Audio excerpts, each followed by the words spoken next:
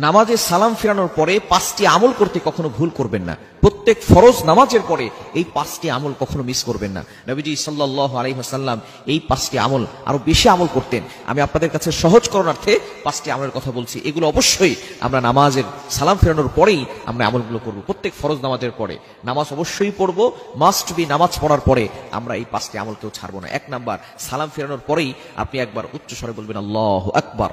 আল্লাহ হলেন সবার বড়। আপনি নামাজ পড়েছেন, সেখানে আল্লাহর ঘোষণা দিয়েছেন। নামাজ শুরু করেছেন আল্লাহু আকবার দিয়ে, নামাজ শেষ করেছেন আসসালামু আলাইকুম ওয়া রাহমাতুল্লাহ বলে। এরপর আপনি আবারও আল্লাহু আকবার বলে আল্লাহকে ঘোষণা দিতে যাচ্ছেন, আল্লাহ আপনি হলেন সবার বড়, আপনার থেকে বড় আর কেউ নাই।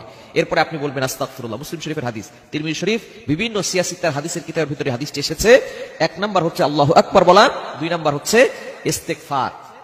অবশ্যই আপনি 3 বার ইস্তেগফার পড়বেন, আস্তাগফিরুল্লাহ আস্তাগফিরুল্লাহ আস্তাগফিরুল্লাহ, এটা 3 বার পড়বেন। আল্লাহর কাছে ক্ষমা প্রার্থনা করে নিব, তাহলে নামাজের ভিতরে যে ভুল ত্রুটিগুলো হয়েছে ছোটখাটো, এগুলো আল্লাহ পাক রব্বুল আলামিন ক্ষমা করে দিবেন।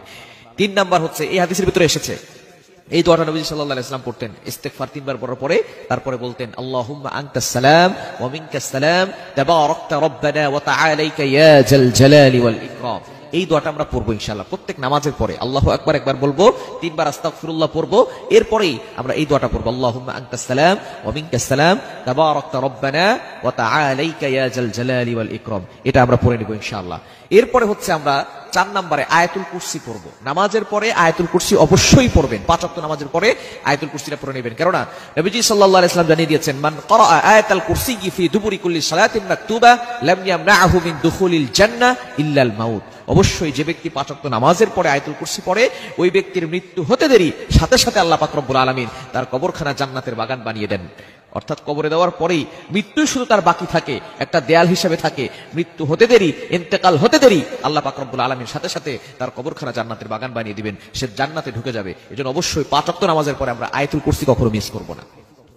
5 নাম্বার আমলের কথা, সেটা হচ্ছে সুবহানাল্লাহ 33 বার, আলহামদুলিল্লাহ 33 বার, আল্লাহু আকবার 33 বার। এরপরে 100 নম্বরের সময় 33 33 33 হয় 99, 100 বারের সময় পড়বেন লা ইলাহা ইল্লাল্লাহু ওয়াহদা লা শারীকা লা লাহুল মুলকু ওয়া লাহুল হামদু ওয়া হুয়া আলা কুল্লি শাইইন কাদির। সহিহ মুসলিম শরীফের হাদিস, তিরমিজির ভিতরে রয়েছে, যে ব্যক্তি এই আমলটি করবে আল্লাহ পাক রব্বুল আলামিন ওই ব্যক্তির পিছনের যত গুনাহ আছে সকল গুনাহ খাতাগুলো ক্ষমা করে দিবে।